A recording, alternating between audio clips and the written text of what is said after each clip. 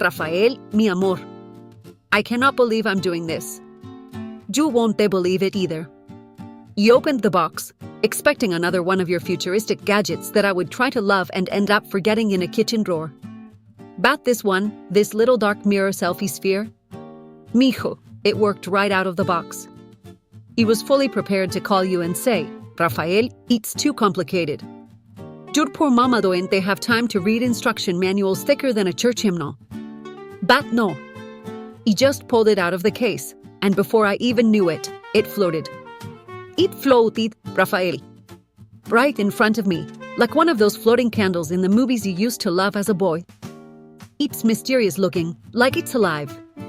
He placed it in the air, took a few steps back, turned around to face it, and just stared. He didn't know if it was even working. So I looked right at it and said, how do I look? And you know what happened? A woman's voice, so pleasant, like a secretary from heaven, answered and said, you look just fine, Rick Ochoa. Tell me when you are ready to send the video message. He nearly fell over. I said, I'm ready, and it answered, you may begin speaking now. And here I am talking to my son like I'm in a sci-fi movie. Your father would be love this. I always believed the future would come knocking at our door, and here I am, recording messages in midair with something no bigger than a marble. Speaking of which, the little sphere tucks away perfectly in the soft round case you put in my sweater pocket. It's like a little egg holder, adorable. And I swear it weighs less than a paperclip. It's like holding air. Now listen, I checked the Dark Mirror social page you set up for me. Yes, I figured out how to open it. You posted photos of yourself working out at that Galaxy City gym. My goodness, Rafael. My 18-year-old baby is now a big, muscular man who looks like he's in his 20s. Que guapo. You take after your father, God bless his soul. You have his shoulders, and that proud posture when you stand tall, like you know who you are and what you believe in. I'm proud of you. So proud. Now don't roll your eyes when I say this, but, mijo, when I look up at the moon at night, and it's full tonight, shining so bright, I imagine you up there, meeting some pretty young officer, falling in love, marrying her, and giving me grandchildren. I know, you told me not to rush you. But what is a mother supposed to do with such a handsome, strapping young man as her successful son? The stars are aligning. And the moon is watching. That's all I'm saying. Now, listen carefully. I have to tell you something strange that happened today. It involves Derek's bedroom, and before you panic, everyone's okay. But it was, well, estrange. This morning, I was dusting downstairs, just like always. Derek, as you know, is off in Galaxy City. The house was supposed to be empty, except for me and the dogs, but I heard something upstairs, movement. It wasn't their footsteps. It was fluttering, like wings. At first, I thought maybe something had fallen off the shelf. Then I heard what sounded like growling.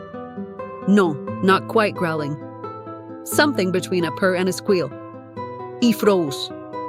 I thought, a prowler? An animal? Something worse? My fingers were on the phone, ready to dial 911, but something stopped me. A mother's instinct, maybe. I crept up the stairs, quiet as I could. When I reached Derek's bedroom door, it was open just a crack. I peeked through, and Rafael, I nearly fainted. There were 2 baby dragons, flying around his bedroom like it was their playroom. Their wings flapped so fast they stirred the curtains. One was teal with gold speckled eyes. The other had deep green scales and a little patch of white on its chest like a bib. They were adorable. Good enough to pet. I mean it, they were as precious as puppies. So what did I do? I closed the door gently. Then I raced to the kitchen like a woman possessed and grabbed the first thing I could find, a loaf of bread. Can you believe it? A loaf of bread. I don't know what came over me. I climbed back upstairs, opened the door, and they were sitting on the bed, like 2 kids waiting for snack time. He approached slowly, whispering, "Hola, babies, you hungry?" He tore off a slice and held it out. They sniffed it, blinked those big eyes, and took it gently. So polite. They ate the whole loaf.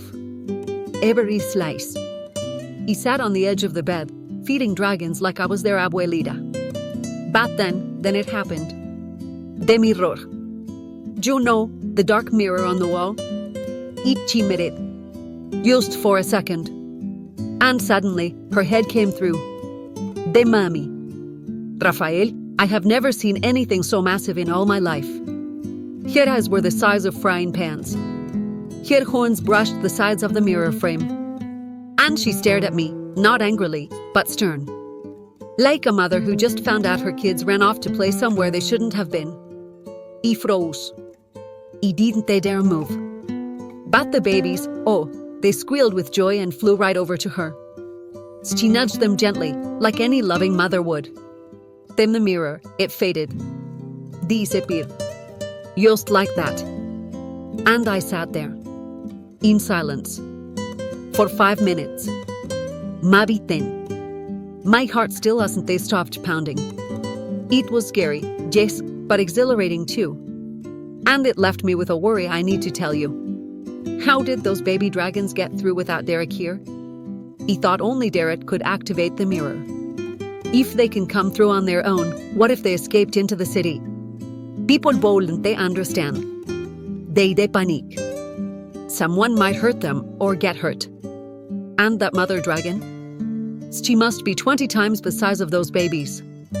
He shuddered to think what would happen if she came fully through into Los Angeles. Anyway, I'm not going to call Derek just yet. A has enough on his plate. But to keep an eye on the mirror and make sure everything stays calm. Don't you worry about us here. You focus on your mission. Just promise me, Rafael, if anything ever seems off about those mirrors up there, trust your instincts. You're smart. Smarter than your mama, that's for sure. And one more thing. When you do meet that lovely young woman I know is out there, maybe in uniform, maybe with the heart of a poet, make sure you post a photo of you two together on your Dark Mirror social page. So I can see her. So I can pray for her. And maybe, one day, bake her pan dulce in my kitchen. I love you, mijo. With all my heart. Be safe. Be strong. And remember, the moon is watching.